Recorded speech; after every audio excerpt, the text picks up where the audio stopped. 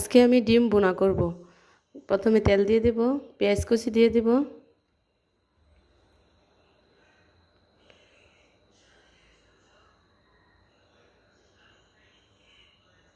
কাঁচামরিচ দিয়ে দেব, তারপরে পেঁয়াজগুলো ব্রাউন কালার করে ভেজে নেব। ব্রাউন কালার করে ভাজা হয়ে গেলে একটা টমেটো কুচি করে দিয়ে দেব। পেঁয়াজ আর টমেটোগুলি ব্রাউন কালার করে ভাজা হয়ে গেলে মশলা কষিয়ে ডিম দিয়ে দেব। দুটো ডিম দিয়ে দিলাম। ব্যাচেলারদের জন্য সহজ রান্না।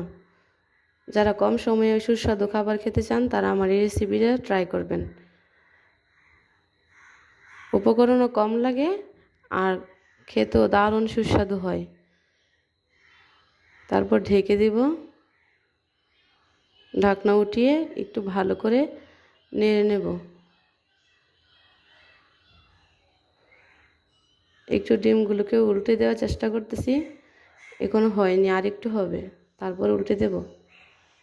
আরও 2-3 মিনিট ঢেকে রেখে দেব।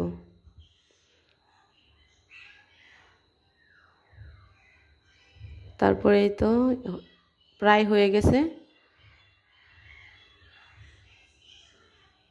এখন নামিয়ে পরিবেশন করব।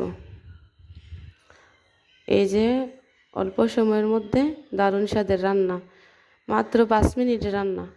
আপনি 5 মিনিট কুক করে পরিবেশন করতে পারবেন। প্লিজ একবার ট্রাই করবেন। আমার চ্যানেলটি সাবস্ক্রাইব করে দেবেন।